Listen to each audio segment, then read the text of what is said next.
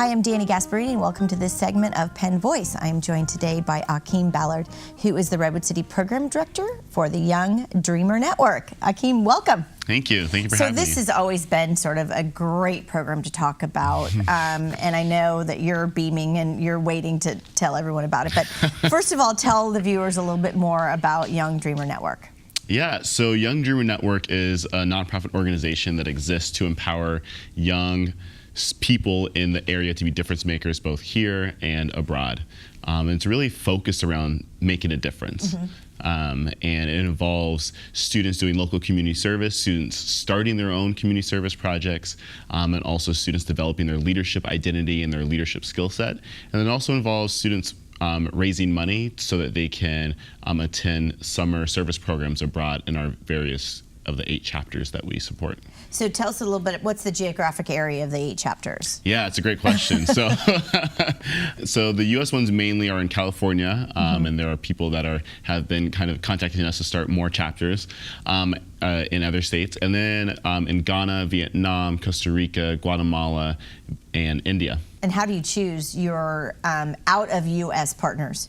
How do we choose our out of you? That's a great question. Some of it started as happenstance for contacts that our executive director had, areas that he was very passionate about. He, of course, did Peace Corps in Guatemala back in the day. He doesn't like me to use the term back in the day. No, he's a dear friend of mine. And then it kind of sprawled from there. And of course, Guatemala and Costa Rica both share the Central American coastal lines. And so that was kind of an easy stretch. And then we started to get other partners. And then just past year, we started the chapter in Vietnam. And some of it's by partners that we hear, some of it's by other people that are doing abroad work and global service work, and say, hey, this might be another area that has a high need. We could even spend a whole segment on the challenges in connecting with partners that are out of the U.S., not just to mention language barriers, but even sometimes governmental barriers and what you can access. But here, feet on the ground in the local Bay Area, what are some of the service projects that you have the students involved in?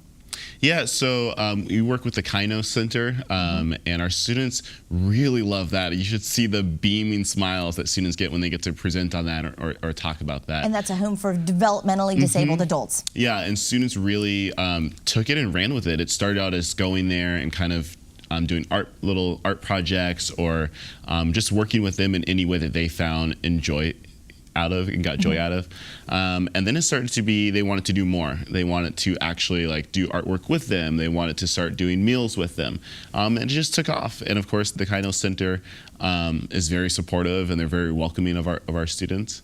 And then also our students do things like Save the Bay, and a local organization that works to clean up our coastal lines in the Bay Area, specifically around the Redwood City, San Mateo Why is this real important for our students?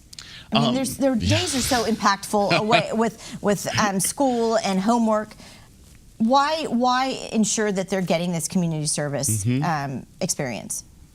I think the short answer is because we know that these are the folks that are inheriting the earth tomorrow.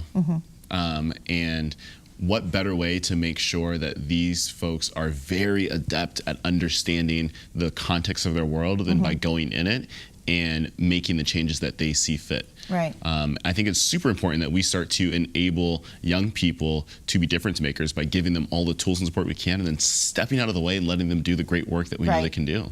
I love the physical part of it, that they're actually touching and holding and doing something versus a flat text or, I mean, we tend to be in this digital world, and there's a lot of change making that can happen by just social media and announcing and being educating and learning from this digital world. But it's a whole nother learning experience to be actually in the ground and or touching another life or being involved physically. So I love that part of the experience. And it's like a mini revolution. You know, our young students are seeing online all the time and in the media about these revolutions across the world where people are kind of in protests and in the violence. And I think there's notes to be made about that, but also they are physically going to shake the hand of people that they're trying to support, and then get their hand shaken by people that are supporting them, and together going through the ground and planting plants that need to be planted and cleaning up the bay and saving animals, and together going out into soup kitchens and partnering with people that are in need and partnering with people that are filling those needs.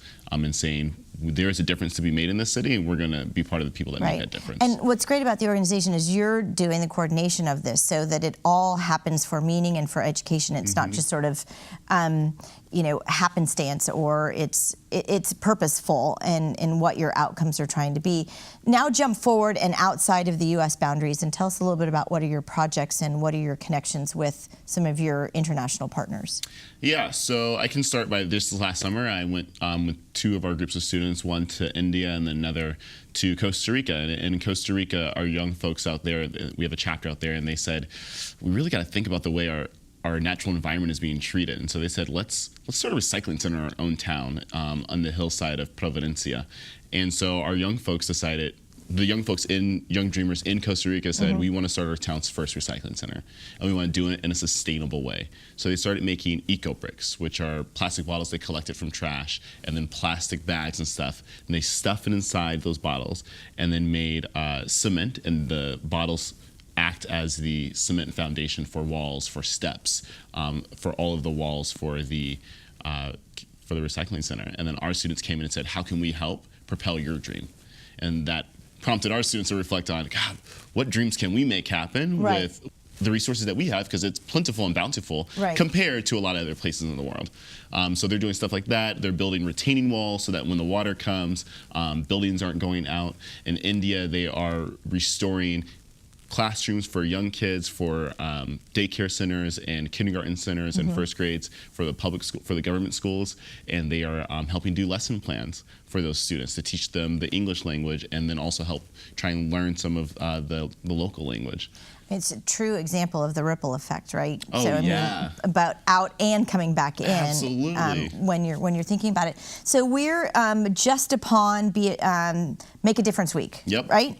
Be the Difference Week. Be the Difference Week. So tell us a little bit about what that entails. Be the Difference Week entails us embodying and calling out the motto that our young dreamers have been building and living for the past years that we've been in existence. It is about not just making sure our young students are doing all this great work, but now going into Redwood City and into the area and saying, hey, let's take a look at what we're doing, what our young folks are doing. So how reflective.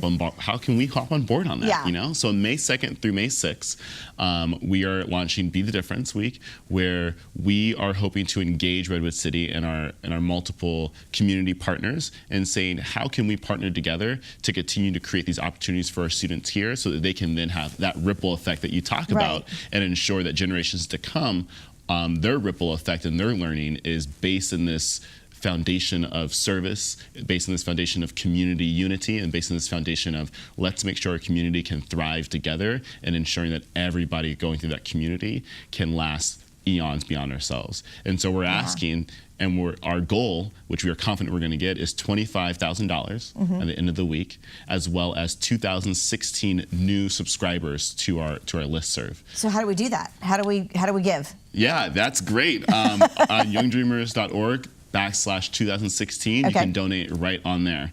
And it's a great opportunity. It's a great opportunity not just to be on the list and see all the things the kids are doing, but also maybe you have a community service idea that you want their support with.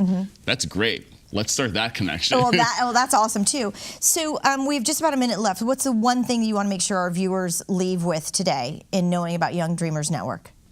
Know that once you go on that website and you give, you are not just saying, oh, here's $1 that will be matched by some of our big donors, which is a great way to give, but here is a click on a computer to ensure that our communities can thrive beyond ourselves, and that our young people know that they are not alone in wanting a better tomorrow. So really quickly, you've got some alumni, and they're doing some great things too. Tell us about some of the students that have already been through the program. Yeah, so we have a couple of students. There's a couple of students at UC Berkeley. There's a couple of students at UC Davis, at Cornell, and they are all now leaders in their community. We have one student who is continuously trying to figure out how can we make sure our community has a voice and is able to make that voice thrive. We have other students who are now coming back year after year and getting the Redwood City folks together to do the MS walk together. I love the active alumni. Aukeem, thank you so much for telling us more about Young Dreamer Network.